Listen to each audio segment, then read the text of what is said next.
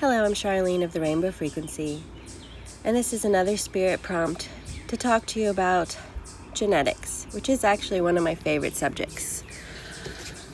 I personally love weaving science and spirituality together as they are very much interconnected, and I love that saying that magic is just something that science hasn't figured out a way to explain yet.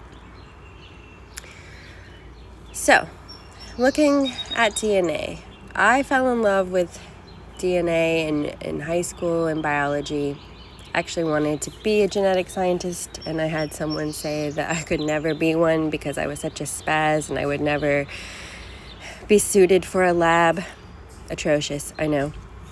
But nonetheless, I have studied my own DNA as a part of my spiritual journey that helped me understand that the things that I always felt deeply connected to but didn't think that I had any rights to, and it was cultural appropriation, was silly because it was actually very much a part of my own DNA. I started looking at my DNA on 23andMe to see if I had celiac disease as I was throwing up profusely, and I didn't understand why, so I was blaming gluten. And I realized later it was alcohol that I was allergic to, and I had to give that up instead. But when I looked at my DNA, I was expecting it to just be German, Spanish, and I had heard that we had Native American or indigenous people within our bloodline. And I'd even seen them as a little kid in California. I grew up in Southern California, so I'd been to their houses and seen these lovely dark-skinned people that I was related to. But then we moved when I was in the 3rd grade, and I wasn't around my genetic family. I was adopted by my stepfather and taken in by his lovely family. So I grew up thinking I was just white. And, looking at different cultures and thinking they were so much more exotic and mystical and had rights to things that I didn't, which is absolutely silly because there are quote-unquote shamans. That's just a Western word for it. There are medicine people, mystics, healers in every culture around the world. It's not limited to one. One doesn't have more rights to it than another. That is silly.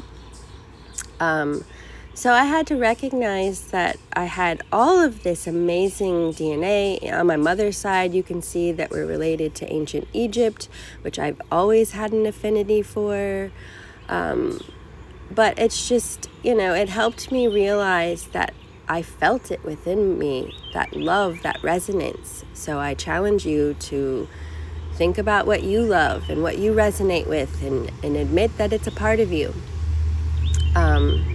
But it's not limited to our bloodline. We have every right to what comes through to us because we also have a spiritual ancestry. Our soul isn't just our bloodline, it's more than that. So, don't push away things that come to you. I seriously, in the beginning of meditating, I kept being in this amazing green land of hills with monks wearing orange robes, and I was like, what am I doing here? Why are you here? How do we go together?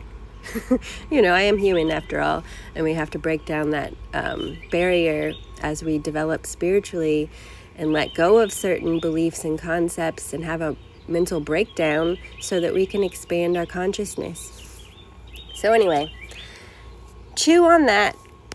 I really do love looking at the DNA because it does show you in factual information what you're interconnected to. So, if you look at yours.